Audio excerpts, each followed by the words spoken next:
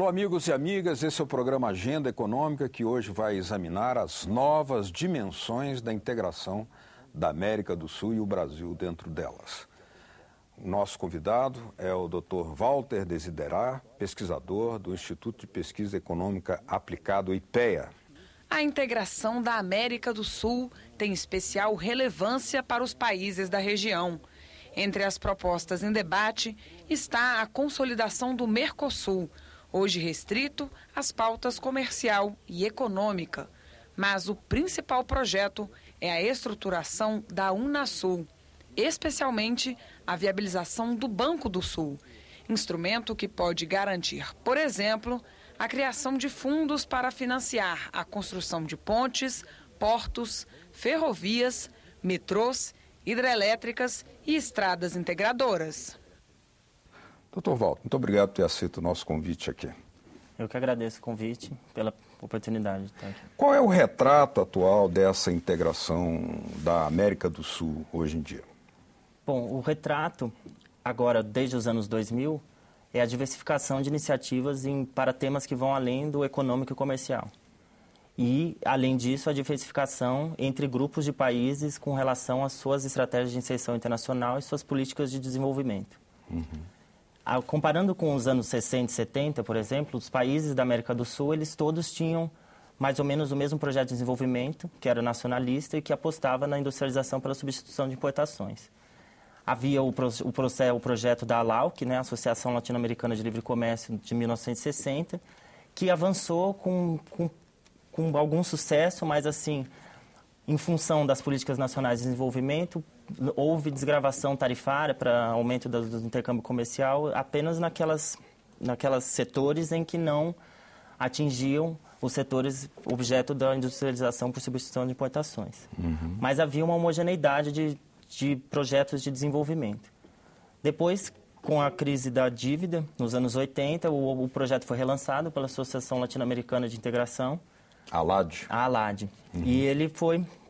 A grande novidade foi a flexibilização dos projetos. Poderia-se, a partir de então, fazer acordos de alcance parcial, seja com relação aos setores, o alcance parcial, ou seja com relação, inclusive, aos países participantes. Não precisava mais ser acordos que iam envolver todos os países participantes do processo. Houve um bom crescimento comercial nesse período, mas o problema após as crises do petróleo, mais a crise da dívida, houve uma dificuldade com baixo crescimento econômico de alavancar o crescimento das trocas comerciais e da integração, seja em outros campos. A grosso modo, isso teria ampliado o abismo, a separação entre os países da América do Sul, em geral, e os países desenvolvidos, não? Sim, a crise da dívida foi um período de baixíssimo crescimento econômico. Os anos 80 são chamados da década perdida para a América Latina, né? E com certeza, em função, os países desenvolvidos, eles, nesse período, começaram as suas políticas um modelo de desenvolvimento neoliberal, né? Com o aumento da taxa dos juros nos Estados Unidos para segurar o crescimento deles, né? Com relação à integração regional, a partir do meados dos anos 80, com a aproximação bilateral do Brasil e da Argentina, que se deve bastante à redemocratização e à redução das desconfianças com relação aos programas nucleares e o fim do nacionalismo das ditaduras militares, se relançou o projeto de integração com núcleo no Cone Sul, né? Em 91, com o desenrolar do processo, o Programa de Integração e Cooperação Econômica Brasil-Argentina, entraram também o Paraguai e o Uruguai, quando se formou o Mercosul no Tratado de Assunção. Nessa passagem, desde 85, em que se lançou a aproximação entre Sarney e o presidente Alfonsín da Argentina, o projeto que tinha um viés, digamos, mais desenvolvimentista, que incluiria investimentos em infraestrutura, havia já previsão naquela época, né? E cooperação em ciência e tecnologia, com a entrada de governos mais focados na austeridade fiscal, em privatizações, né? Com essa nova agenda de combate à estagflação, que principalmente nos dois países, com o Collor e lá na Argentina com o Menem, o processo ele passou a ter uma feição mais econômica comercial, com desgravações tarifárias lineares e automáticas em todos os setores, com um prazo de execução bem curto, né? Antes que esperava-se que de 89 até 97, parece, que se conformaria o mercado comum. Depois isso foi reduzido para o período de transição até 94. Então, agora, nós temos até um dado que indica que, desde a sua criação, o Mercosul permitiu o crescimento do comércio entre os seus países 11 vezes, ao passo que, no mesmo período, o comércio mundial cresceu apenas 5 vezes. Nesse sentido, como o processo ele foi focado no lado econômico-comercial e com essas desgravações, a avaliação que se faz disso com relação a crescimento de corrente de comércio entre os países participantes é muito exitosa, né? A média de 91 a 97, a média do crescimento das trocas comerciais entre os países do Mercosul foi acima de 25%, né? Que é um resultado superior ao de outras experiências, inclusive de outros blocos regionais, como o NAFTA. Até agora nós estamos falando apenas do Mercosul, mas o tema é a nova dimensão da integração na América do Sul. Qual tem sido o papel do Brasil, já que é a maior economia da região, como impulsionador desse processo de integração? Então, foi assim que aconteceu. No final dos anos 90, com a crise financeira da asiática e depois a crise russa, o processo que vinha tendo resultados excelentes, ele passou, no caso do Mercosul, ele passou por um período de crise. Em seguida, tivemos a crise do real em 99 e depois a crise argentina, que teve consequências avassaladoras para a economia deles e que isso impactou no crescimento do comércio. Com a chegada de novos governos, em 2003, que no Brasil, com o governo Lula, e na Argentina, o governo Kirchner, do Néstor Kirchner, com novos projetos. Houve um encontro em que foi emitida uma declaração que é conhecida como Consenso de Buenos Aires. E nesse encontro foi decidido que a integração ela não deveria se focar mais somente nos aspectos econômicos e comerciais, que ela deveria ir além. E que a grande questão que deveria ser buscada era a justiça social, o bem-estar dos povos, redução da pobreza, redução do desemprego. Então, esses temas que ficaram de fora nos anos 90 entraram nos anos 2000 no Mercosul e também, paralelamente, ao processo de formação da Comunidade Sul-Americana de Nações, que é a CASA, que se formou em 2004, e depois com a sua renomeação e ampliação de agenda com a formação da Unasul em 2008. Agora, quais são os elementos que comprovam que essa nova dimensão, para além da pauta exclusivamente comercial e econômica, vem sendo alcançada? Ou seja, no caso do mercado de trabalho, no caso da cooperação tecnológica, isso se observa realmente? Se observa.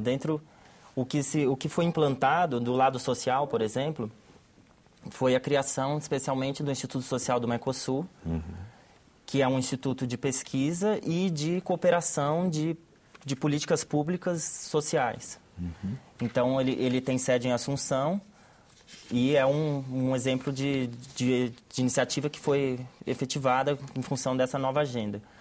Outra questão que foi colocada no Consenso de Buenos Aires em 2003 foi a atuação de que os países atuassem conjuntamente na política internacional além de temas econômico-comerciais. O que havia antes, nos anos 90, havia uma atuação em bloco, principalmente com relação à ALCA. Os países negociavam esse acordo conjuntamente para ter uma composição de forças com relação às discussões, às negociações. Nos anos 2000, esse tema foi ampliado. Apesar de estar falando de Mercosul, desde meados dos anos 90, o Chile e a Bolívia eles participam do processo como países associados e observadores, né? E têm acordos de livre comércio com o Mercosul, né? Mas depois, nos anos 2000, em 2004, foi assinado um acordo com a Comunidade Andina de Nações, composta pela Colômbia, o Equador, a Venezuela e a Bolívia. E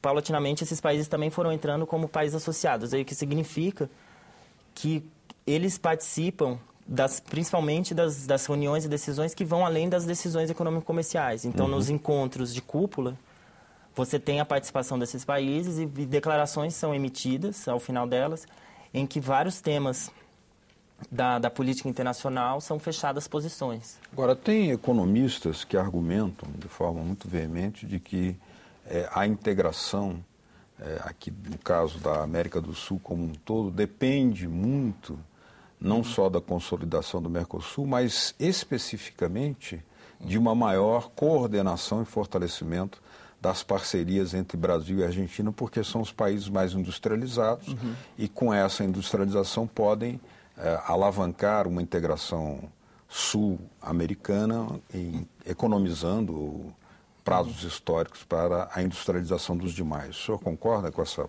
posição? Eu concordo em partes, porque você pensar que a integração maior entre, digamos, cadeias produtivas e comerciais entre o Brasil e a Argentina, se vai ter externalidades positivas para os outros países, assim. Isso depende também de políticas, isso por si só não aconteceria, porque se você considera que são as duas economias mais industrializadas, você não é certo que vá acontecer uma integração de outros países nesse processo se eles não têm cadeias produtivas que possam ser integradas ao processo. Mas digamos que agora muitos desses países têm a política de integração como uma política de governo. Não só o Mercosul foi ampliado, fortalecido pela participação agora da Venezuela também, o Equador se aproximou também, de alguma forma é associado, né, e anuncia que vai se integrar. Mas esses países, no seu conjunto, são todos eles apoiadores da ideia de criação do Banco do Sul e da integração econômico-social da região. Isso. A questão do Banco do Sul, ela é bem reveladora de um outro aspecto do retrato da integração sul-americana nos anos 2000, que é a diversidade que eu estava dizendo que antes havia uma homogeneidade de inserção internacional, que a partir dos anos 2000... Enquanto alguns países tiveram uma guinada à esquerda, ao centro-esquerda, digamos, e com graus variados, sendo, digamos, o Equador, Bolívia e Venezuela sendo os mais radicais, esquerda, digamos, e o Brasil, os países do Mercosul, os menos. Esses dois grupos, que poderia chamar os do Mercosul e os bolivarianos, são os grupos que apoiam a criação do Banco do Sul, são os países que apoiam a criação do Banco do Sul. Os demais países, a Guiana e a Venezuela, a Guiana e o Suriname, perdão, os que são os caribenhos, que já têm uma integração, eles já historicamente são voltados para o Caribe, né? E os outros países, Colômbia, Peru e Chile, que mantiveram, mesmo após a entrada dos anos 2000, mantiveram políticas de desenvolvimento de inserção internacional mais liberais, eles não são signatários do Tratado do Banco do Sul. Nós vamos voltar ao tema aqui, nessa entrevista que estamos fazendo aqui no Agenda Econômica, com o Dr. Walter Desiderá, do IPEA. Continue com a gente no Agenda Econômica.